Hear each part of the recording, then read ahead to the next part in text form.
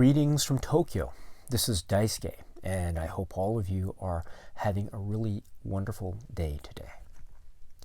I'd like to continue, if I may, with my discussion of the works of Dario Argento.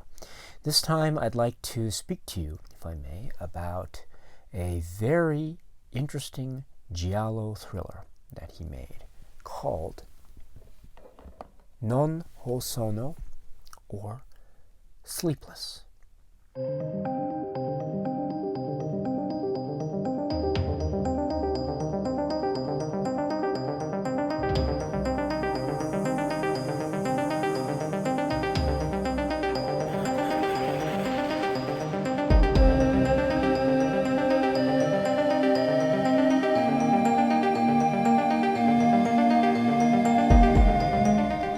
2001. The film is Sleepless, and this happens to be the German Blu-ray DVD digibook. So if I open up, there is the Blu-ray disc, and there's the DVD, and there is the book, which is fastened inside the packaging like so.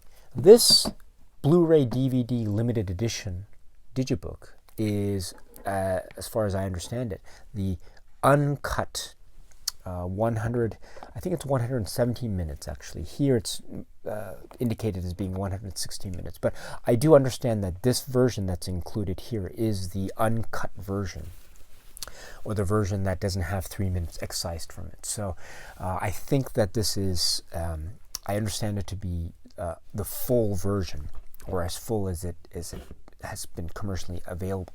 So yes, so I would recommend that you try to search that one out, although I think this is a limited edition and it's no longer available. So very quickly, let me give you some very general comments of a non-spoiler nature. This is Dario Argento's return to the giallo genre, and we haven't seen him do a pure giallo film in a long time. The Stendhal syndrome admittedly has some elements of giallo, yes, and Trauma is probably his last pure giallo, if you think of it that way. But Trauma was a film that was made in America, so it's not, how should I put it, it's not an Italian giallo from the maestro Dario Argento, so to speak, although it does have many great elements in that film. So perhaps this is the first Italian giallo that we've seen from Argento since, do I want to say since Tenebrae?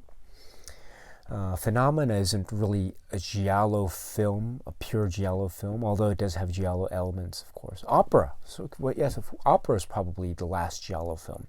So there we go. So Opera, the last giallo from Argento, I would say, that he made in Italy. And then, so that was in the mid-1980s, and here we have 2001 Sleepless, so we have over 10 years. And his return to the giallo genre in this film is, I think, a cause for celebration.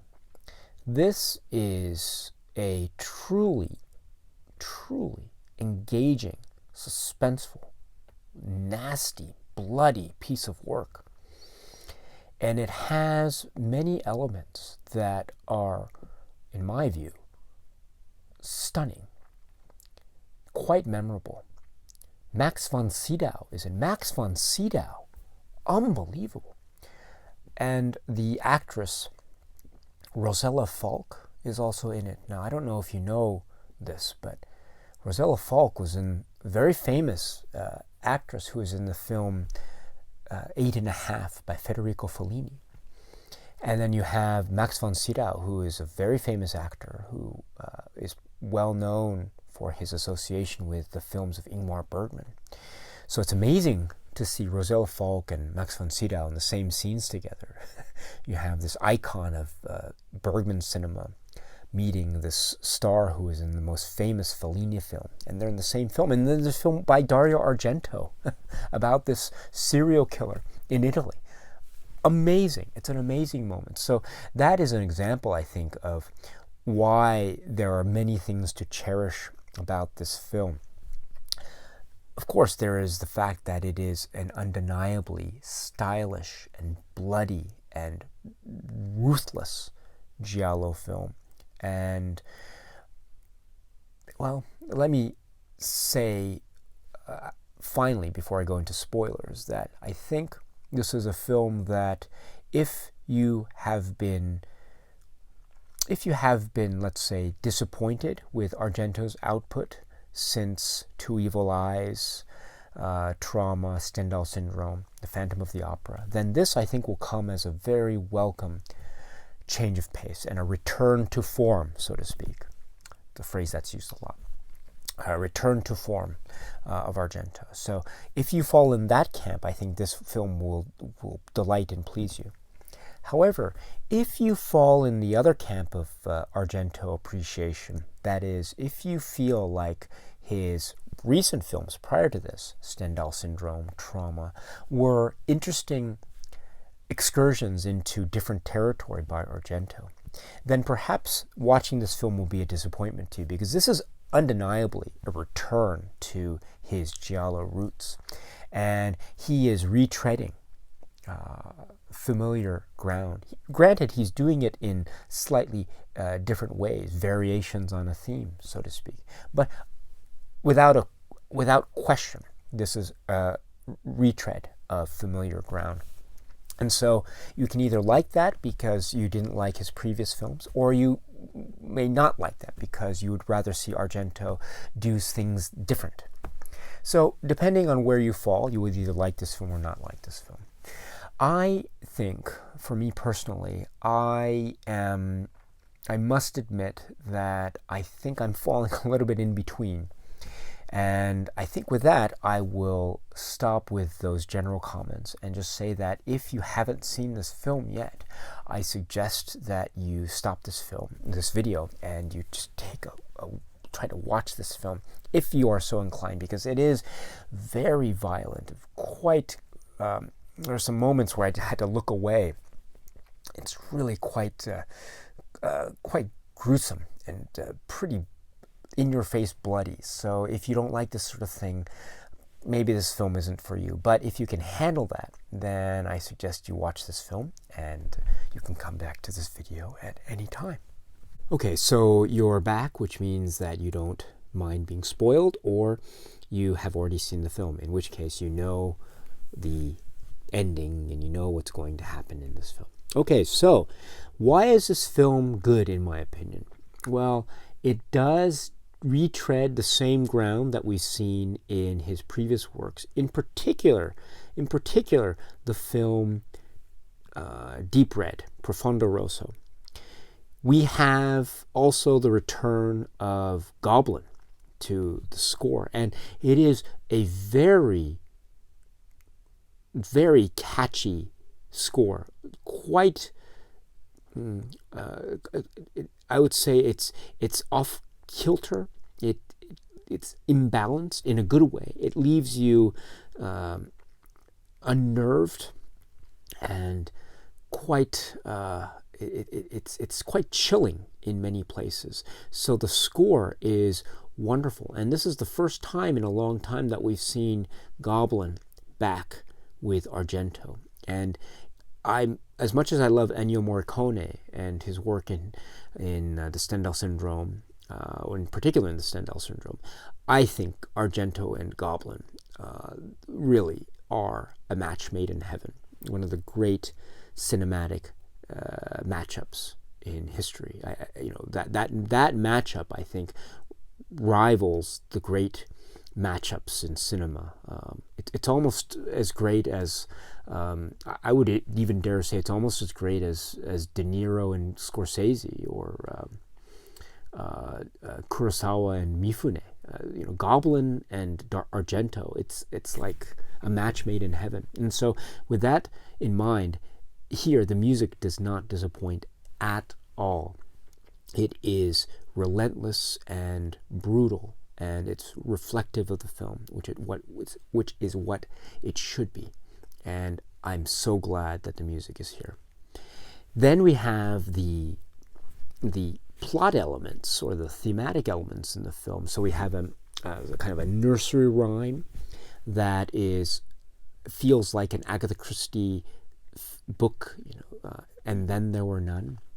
And so that is, I think, really nice because giallo and Agatha Christie have, I think, a very close-knit relationship. And so and if you know your Agatha Christie, you will probably realize that the work "And Then There Were None" is her most giallo-like novel. It was her giallo novel before giallos even existed. So, and I think in many respects, some people might even say that work is one of the foundations of the genre that would later become the giallo genre. So this idea of a group of suspects and victims being killed one at a time to a nursery rhyme. And here we have a nursery rhyme and you have victims being picked off one at a time in accordance with this nursery rhyme. So that is really quite an interesting thing. And that recalls Deep Red, the idea, although Deep Red didn't have a nursery rhyme per se, there was always that lullaby that was played in Deep Red, if you recall. So there is this link, the lullaby in the earlier film, and here we have a nursery rhyme. And also the idea of the the point of view shots. You have the idea of black-gloved killer. And this is also very reminiscent of Argento's earlier works, as we know. And then we have this idea of going back and trying to figure out the mystery. And the mystery has something to do with the past. And there's an old house and going through an empty house or a seemingly empty house and trying to figure out the secrets. And that also reminds us of Deep Red, the idea of an old house that harbors some nasty, devilish secret of the past.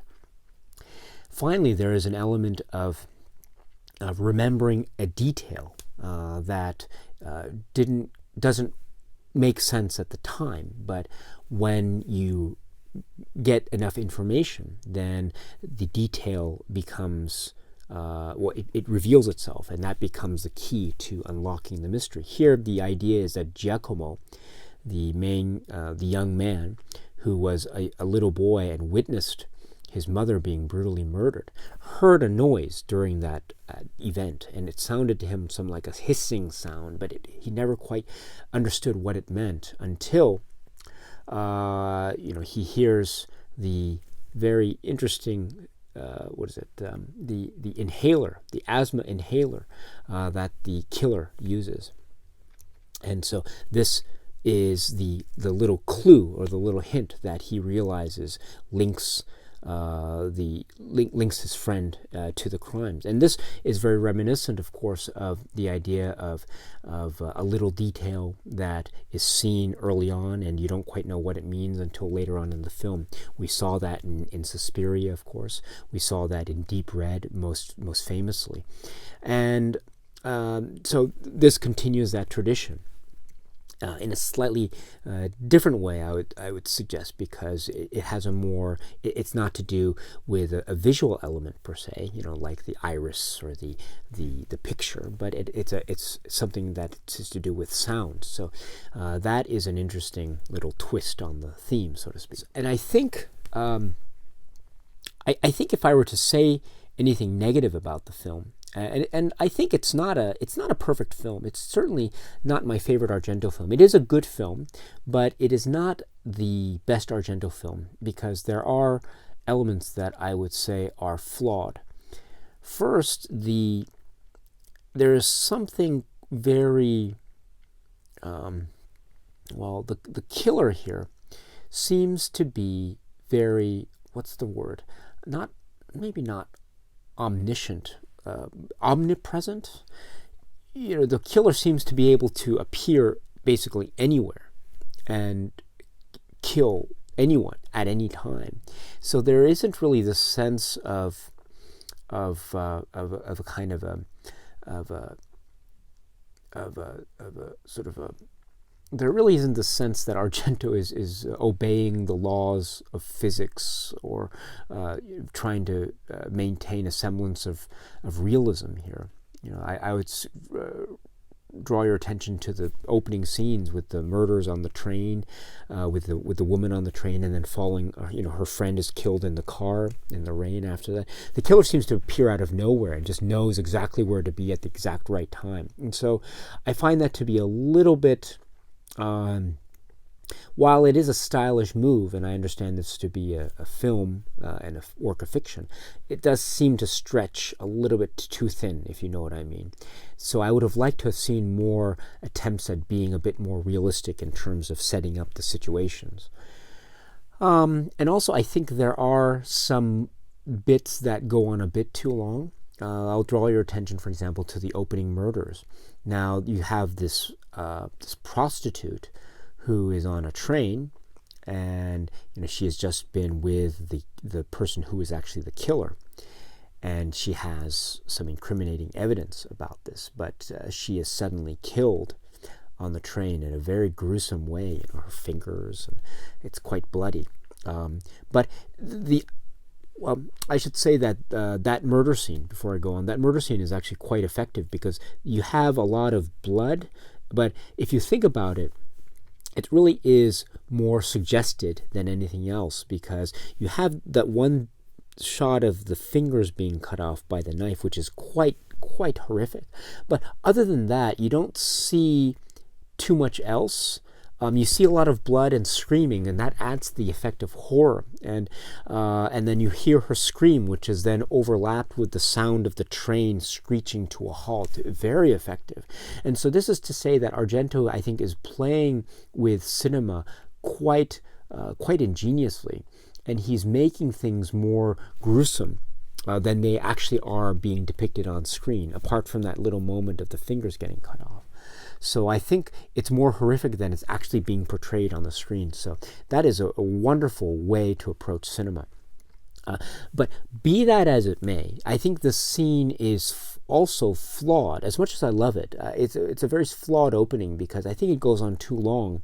I think it would have been enough to have just that one murder, but he had to make it longer with another murder and add a thing with the pen, and then the guy comes in and the transient comes in and he comes in later and then he becomes another victim. So there are, I think, too many victims and the body count is a bit too high and it becomes a little bit unwieldy, which is a shame.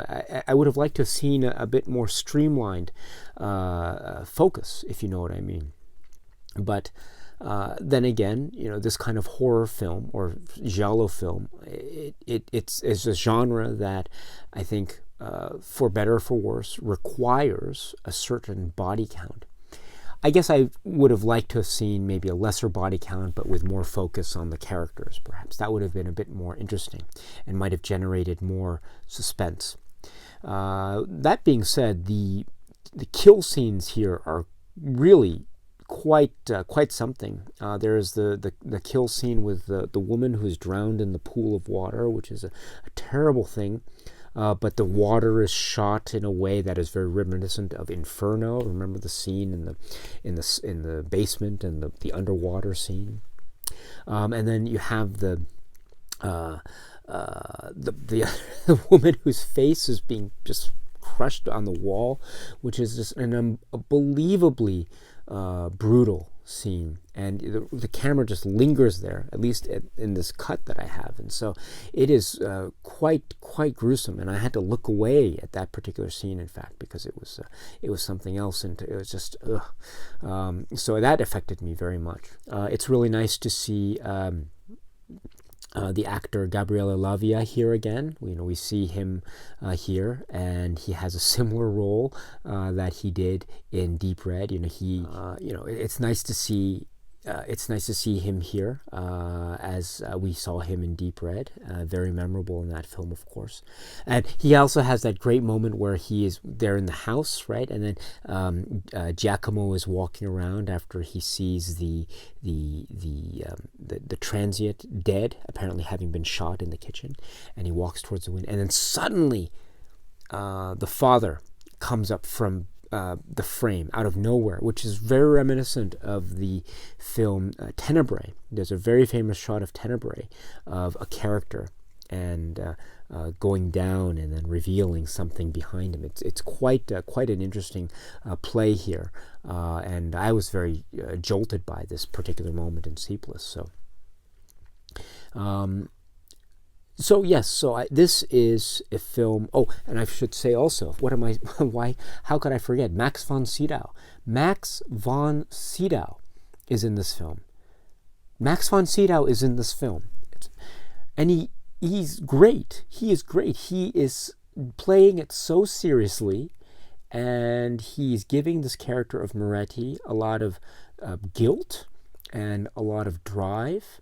And he is an intelligent man, and he is, I think there's a nice balance between his story and Giacomo's story.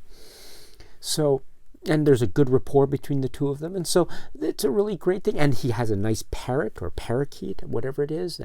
That is a very nice little play on the relationship with animals that we saw with the Donald Pleasance character and the chimpanzee.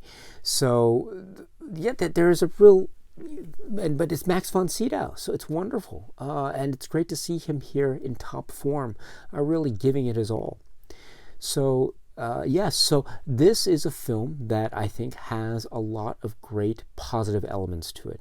It is a flawed film, but it has more positive elements to it than flaws. And in that respect, I think it is a very worthwhile film in the Argento canon. Okay, my friends, let me end it there, and I hope this was interesting for you. Do you have any questions or comments? Do you like this film? Do you not like this film?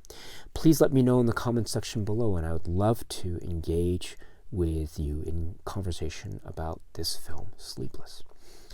So until we meet again, my dear friends, I hope you are happy and healthy and doing very well, and that you will continue to watch a lot of great, great movies. Until we meet again, my friends. Cheers.